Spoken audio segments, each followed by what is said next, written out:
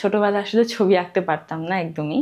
মোরগ আর হচ্ছে বাস আঁকতে বলেছে, আমি সেটা পারিনি, আমাকে পানিশড করেছে। তো ওই দিন খুব কান্নাকাটি করে খুব মন খারাপ হয়। এরপরে স্কুলে যখন দেখি যে অনেকেই শিশু একাডেমি, বিভিন্ন একাডেমিতে ছবি আঁকা শিখছে বা স্কুলের টিচারের কাছে ছবি আঁকা শিখছে, তখন আসলে মনে হলো যে আমি তো পারি না, আমি কেন পারি না। আবার এর মধ্যে বুলি শিকারও হয়েছে স্কুলে, যে সবাই পারছে আমি পারছি না, এরকম একটা বিষয়। বাসায় যখন জানালাম যে ছবি আঁকা শিখবো, সবাই বললো যে ছবি আঁকা শিখে আসলে কি করবা তুমি। আমার ভাই বোন বড় ছিল, ওরা ছবি আঁকা দেখাতো যে এভাবে করে আঁকো। বুলবুল একাডেমি অফ ফাইন আর্টস, বাফা যেটা, তারপর বাফায় গিয়ে আমার ভর্তি হওয়া, সেখানে যাত্রা শুরু। তো সায়েন্স পড়ার পর দেখলাম যে না, আসলে আমার দ্বারা আর্কিটেকচার আমি হব, আমার কাছে পেন্টিংটাই আমাকে টানে।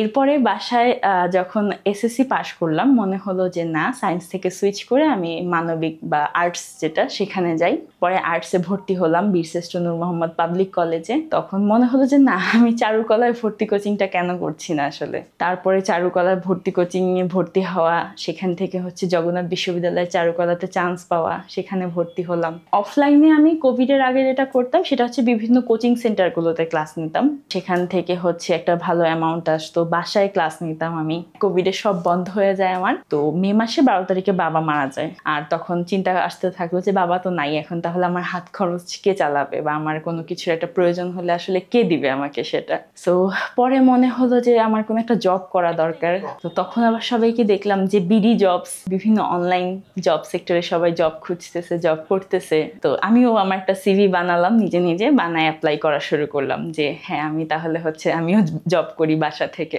অনেকগুলো ইন্টারভিউ দেওয়ার পরে 8,000 টাকা স্যালারির একটা জব পাই আমি। সেই সময় তো আমি মহা খুশি যে 8,000 টাকা, এটা আমার জন্য একটা হিউজ অ্যামাউন্ট। 2020 সালে বাসায় বসে কল সেন্টার জব আর কি। তো এর মাঝে আমার সেটা কনফার্ম হয়। অনেকে প্রায় 100 জনের মতো ইন্টারভিউ দেয়, সেখান থেকে 20 জন না 25 জনের মতো তারা নেয়। 3 দিনের একটা ট্রেনিং পিরিয়ড ছিল, সেটাও কমপ্লিট করি তাদের সাথে। তো যেদিন আমি জবে জয়েন করব সকালবেলা, তার আগের দিন রাতে আমি আমার পিসি সবকিছু সেট আপ করে ঘুমাইছি। তো সকালে উঠে পিসি অন করে দেখি চার্জ হচ্ছে না। তো পরে আর কি করা, আমি ফোন দিলাম যে আপু এরকম আমার তো হচ্ছে পিসি কাজ করতেছে না। সে আমার সাথে একটু রুড হয় আসলে সেই সময়টাতে, কাজ করছে না এটা তো আমার দেখার বিষয় না, যে এত কেয়ারলেস হলে আসলে কিভাবে, এরকম একটা ব্যাপার। তো ওই যে রুড হয় আমার সাথে, এত কেয়ারলেস হলে কিভাবে, এটা আমার খুব ইগোতে লাগে যে আমার সাথে এভাবে কেন বললো।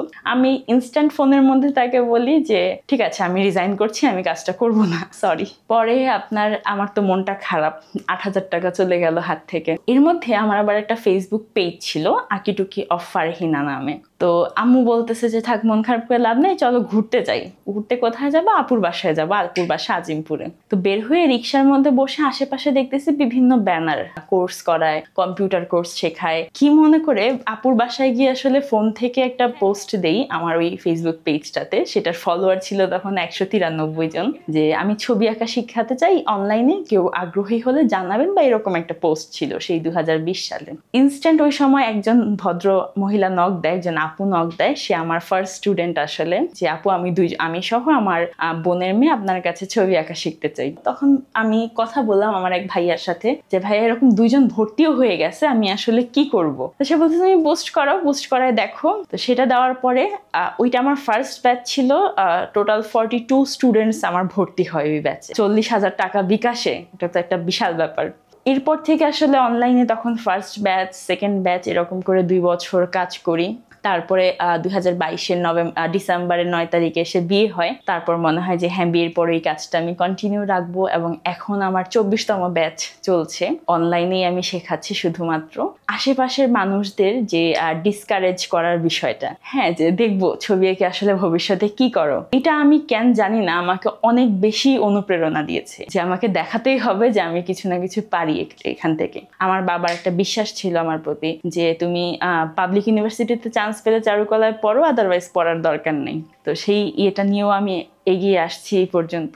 আর্ট শেখাতে যে আমার অনেক ধরনের এক্সপিরিয়েন্স ছিল, যেহেতু আমি প্রায় 13 বছর যাবৎ ছবি আঁকা শেখাচ্ছি, এই সাথে কাজ করছি। অফলাইনে শেখাচ্ছি 7 বছর যাবৎ, তারপরে অনলাইনে সুইচ করলাম। ভালো একটা মেমোরি হচ্ছে আমার, যে আমার স্টুডেন্টদের কাছ থেকে আমি অলওয়েজ খুব পজিটিভ ব্যবহার পেয়েছি। এবং আমার ফার্স্ট ব্যাচের যে স্টুডেন্ট ছিল, একজন আপু ছিলেন, তার ফ্যামিলি থেকে আমি প্রায় 6 জন স্টুডেন্ট পেয়েছি।